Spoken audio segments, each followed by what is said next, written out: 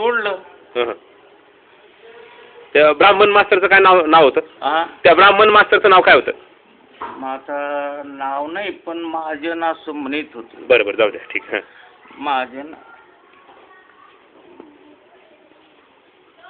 मग तिथून तो दाखला घ्यावा ना, तर घेतला नाही वडिलांनी.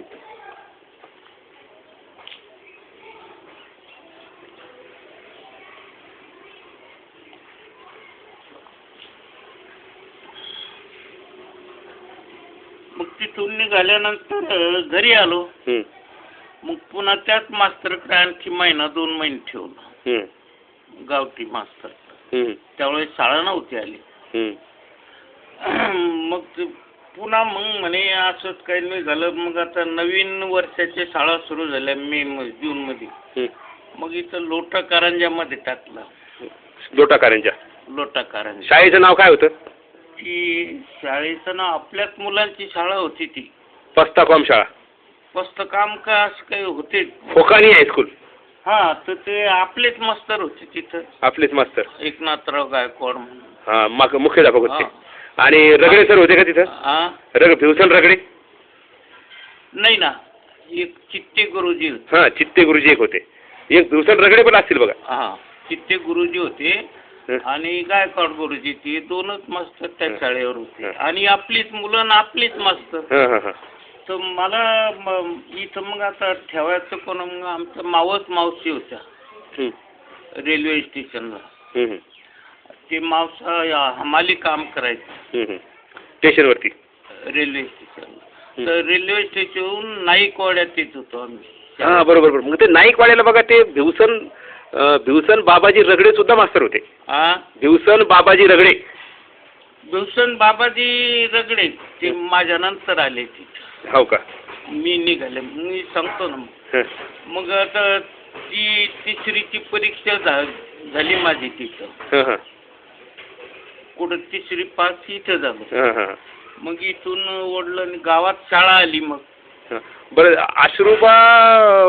आश्रुबा पगडे काहीतरी एक स्त्री होती बघा शिकायला मुली आपल्यापैकी तिथं.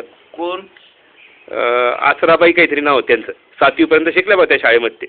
मोती कारंजला शाळा होती ना ती. पण मी एकच वर्ष काही 6 महिने का 1 वर्ष तिथं काढलं. 3री इथं पास झालो. मग इथून 4थीला आता मग इथं राहण्यापेक्षा गावात शाळा आली सरकारी. बरोबर. सरकारी शाळा आली तर मग वडिलांनी इथून तो दाखला घेतला आणि 4थीला गावात शिरीक केलं. अच्छा. तर ते सुरुवातीला ब्राह्मण मास्तरच होते. पण मी 4थीला प्रवेश घेणार तेव्हा म्हणजे तिथं. तर मध्ये ह्या सुट्ट्या लागल्या होत्या 3री पास झाल्यानंतर. उन्हाळी सुट्ट्या. मग त्या दरम्यानच्या सुट्टीच्या काळामध्ये शाळा सुरू व्हायची. त्यावेळेस आपले मातंग समाजाचे मास्तर आले. त्यांचं काय नाव? त्यांचं नाव शंकरराव थोरात. ती सुट्टीच्या म्हणजे शाळा सुरू होणार 2 दिवसांनी. तर ते मास्तर त्यांची बदली तिथे झाली. शंकरराव थोरात अजून आहेत ते. आणखी जिवंत आहेत? त्यांची भेट कुठे घेता येईल मला? त्यांची भेट कुठे घेता येईल? कोणाचं? ते शंकरराव थोरातला जर भेटायचं असेल मला तर कसं भेटता येईल? मग त्यांना कुठे जावं लागेल भेटायला? शंकरराव थोरातचं वय नाही. त्यांना कसं भेटता येईल मला? भेटता येईल ना. कुठे आहे त्यांचं घर? ती इथं राहतात पवननगर मध्ये. हो का? मग मला जावं लागेल त्यांना भेटायला. बरं. मग ते मास्तर आले. मग मास्तर आले तर शाळा सुरू झाली. मास्तर आपल्या मातंग समाजाचे मास्तर आले आणि मी एकटाच. तोपर्यंत दुसरे पोरं कोणी शाळेत नाही घातले. तोपर्यंत 4थी मी प्रवेश घेईपर्यंत आपल्यापैकी कोणीच नाही. सांबाराचे नाही, मातंगाचे नाही. मातंगाचे तर नव्हते. माझ्या बरोबरीचा एकच मुलगा होता. पण ते काही कोणी शाळेत घालीत नव्हते आपल्यापैकी. मग मास्तर आले म्हणून खूप आनंद झाला. आपले मास्तर आले म्हणून. मास्तर शाळा सुरू झाली आमच्या वडिलांनी तर मास्तरला आता मांगवाड्याचं मांगाचं एकच घर होतं आणि ते मातंगाचे असल्यामुळं वडिलांनी काय केलं की आपल्याच वस्तीमध्ये त्यांना ठेवलं मुक्कामाला. आता मुक्कामाला ठेवलं म्हणजे आता चांगलं घर तर कोणाकडेच नव्हतं, पण एक वस्त्री होती म्हणजे चांगली नवीनच बांधली होती. ते आपलं दसराचा पगारेनेच त्यांचं जरा सुधारलेलं म्हणजे बरी परिस्थिती होती, ते त्यांनी बांधलं होतं. ते त्या वस्त्रीमध्ये त्यांना 1-2 दिवस राहिले ते. मग ते राहिल्यावर जेवण किंवा आता त्यावेळेस काही इतकं हे मानलं नाही त्यांनी, हे मातंगाचे नापण वगैरे काय असं काही मानलं नाही वडिलांनी. पण वडिलांनी पुढाकार. मग शाळा भरली, शाळेचा दिवस उजळला भरायचा. 1-2 दिवस ते अगोदरच आले होते लांबच.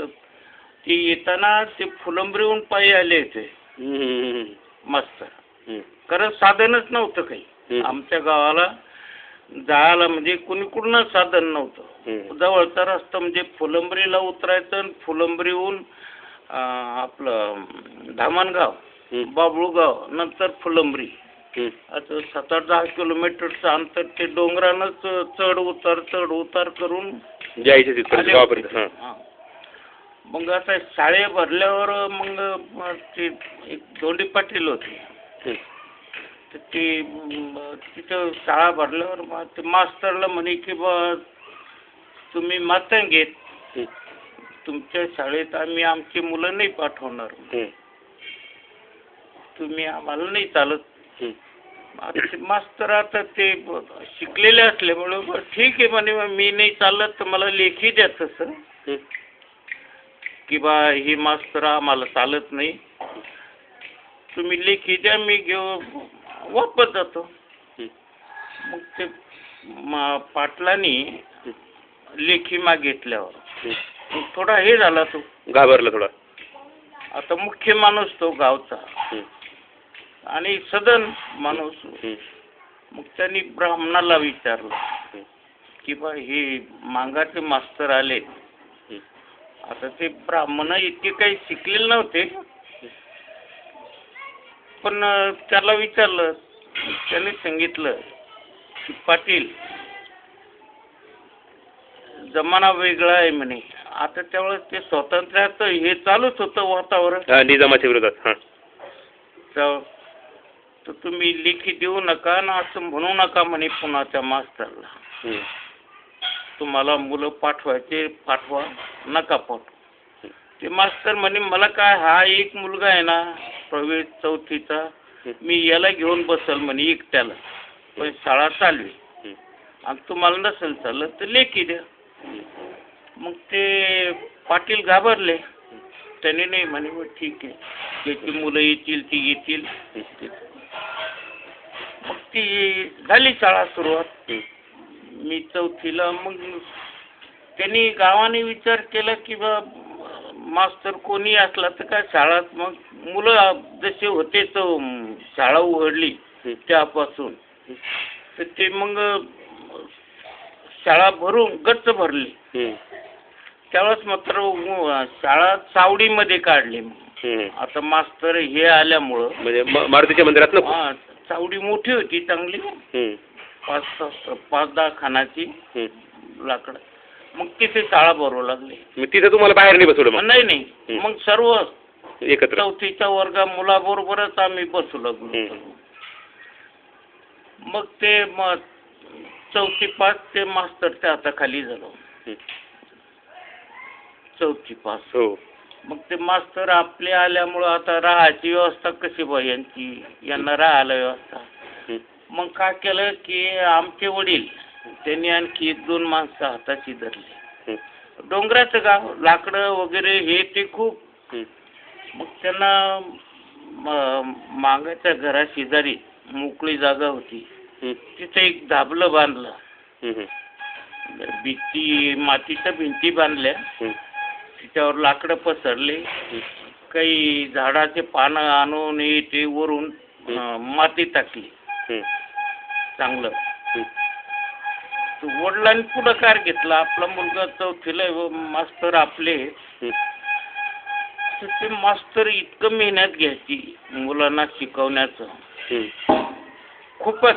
आणि मग मी 4थी पास झाल्यावर ते मास्तर जवळजवळ 6-7 वर्ष टिकले. 7वी पास, मी 7वी पास होईपर्यंत तिथेच होते आणि इतके नावाजले, मुलांना इतकं चांगलं शिकवित होती ती. चहा घेऊ आपण.